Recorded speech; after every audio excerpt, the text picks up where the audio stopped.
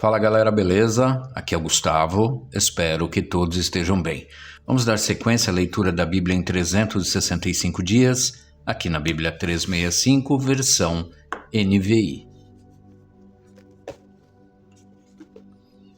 Hoje, leitura do dia 3 de julho, a leitura de número 184. A porção do Velho Testamento está em 2 Reis 22:3 a 23:30. No 18º ano do seu reinado, o rei Josias enviou o secretário Safã, filho de Azalias e neto de Mesulão, ao templo do Senhor, dizendo: Vá ao sumo sacerdote Ilquias e mande-o ajuntar a prata que foi trazida ao templo do Senhor, que os guardas das portas recolheram do povo. Eles deverão entregar a prata aos homens nomeados para supervisionar a reforma do templo, para poderem pagar os trabalhadores que fazem os reparos no templo do Senhor, os carpinteiros, os construtores e os pedreiros. Além disso, comprarão madeira e pedras lavradas para os reparos no templo.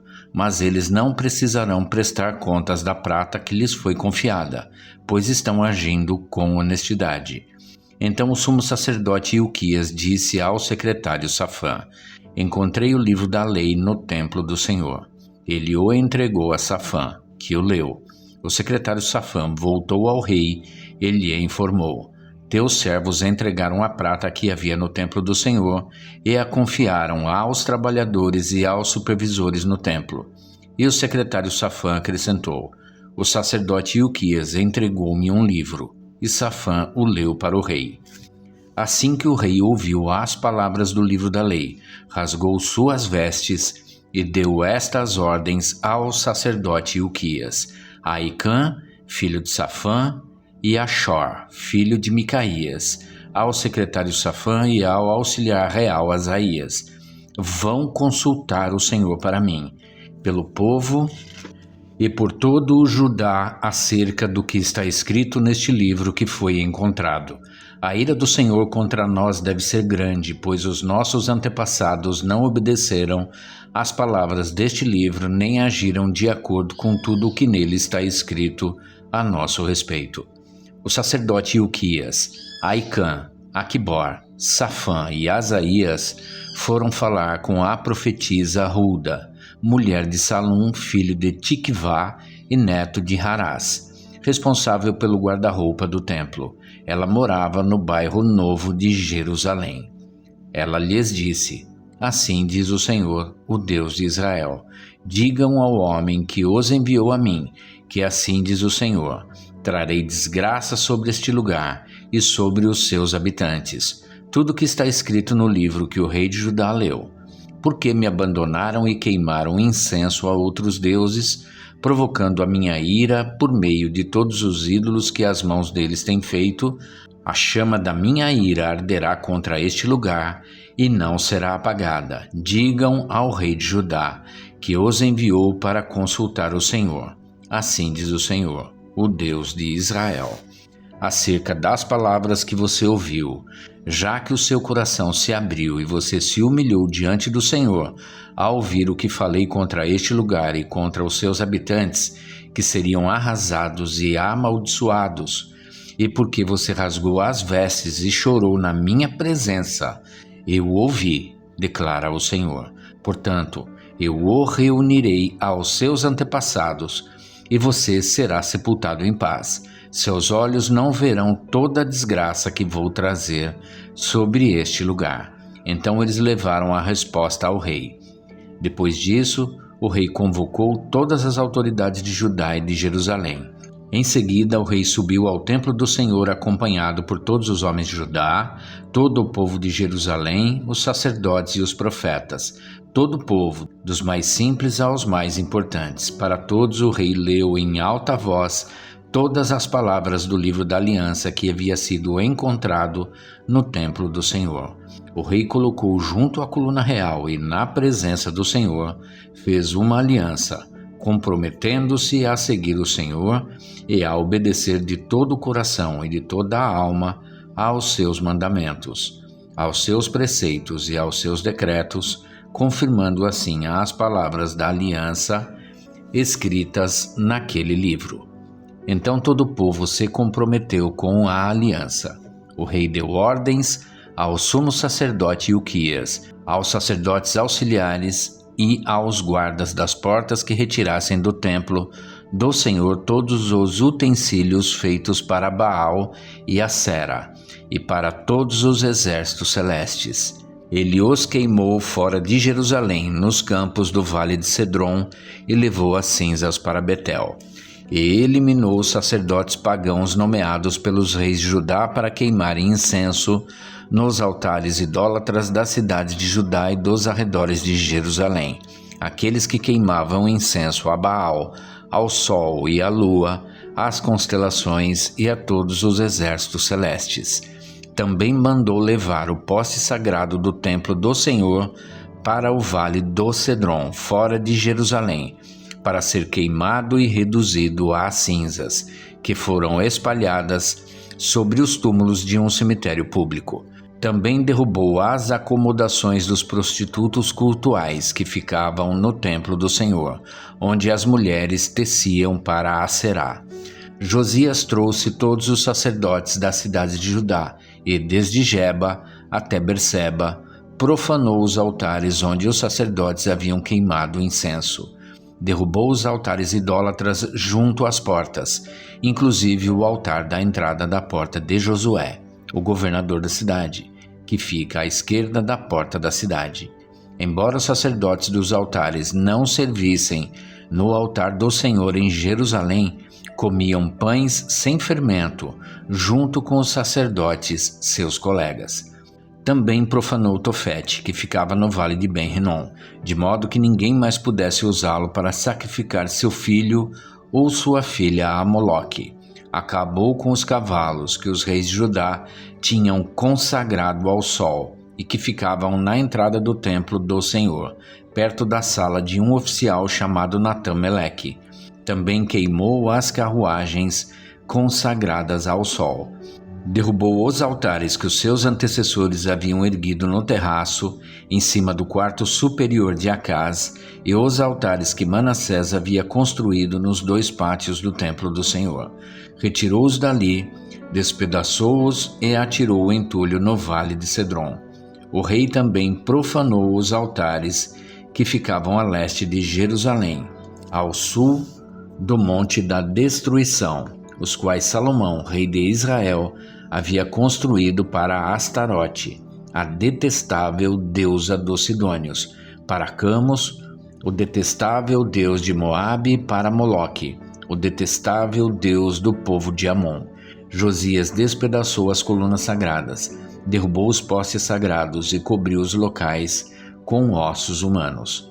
Até o altar de Betel, o altar idólatra edificado por Jeroboão, filho de Nebate, que levou Israel a pecar.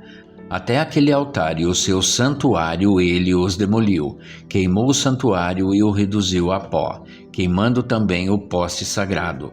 Quando Josias olhou em volta e viu os túmulos que havia na encosta da colina, mandou retirar os ossos dos túmulos e queimá-los no altar a fim de contaminá-lo, conforme a palavra do Senhor proclamada pelo homem de Deus que predisse essas coisas. O rei perguntou: que monumento é este que estou vendo? Os homens da cidade disseram: é o túmulo do homem de Deus que veio de Judá e proclamou estas coisas que tu fizeste ao altar de Betel.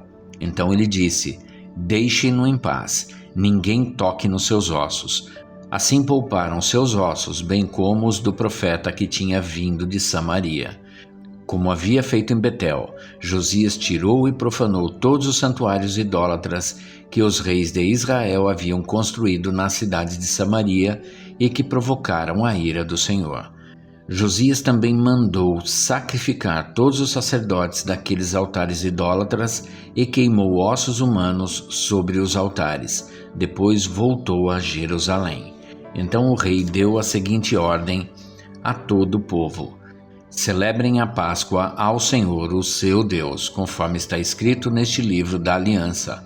Nem nos dias dos juízes que lideraram Israel, nem durante todos os dias dos reis de Israel e dos reis de Judá foi celebrada uma Páscoa como esta. mas no 18º ano do reinado de Josias. Esta Páscoa foi celebrada ao Senhor em Jerusalém. Além disso, Josias eliminou os médiuns, os que consultavam espíritos, os ídolos da família, os outros ídolos e todas as outras coisas repugnantes que havia em Judá e em Jerusalém. Ele fez isso para cumprir as exigências da lei escritas no livro que o sacerdote Ilquias havia descoberto no templo do Senhor.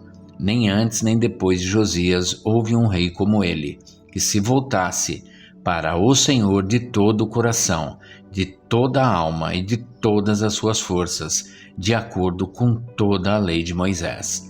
Entretanto, o Senhor manteve o furor de sua grande ira, que se acendeu contra Judá por causa de tudo que Manassés fizera para provocar a sua ira.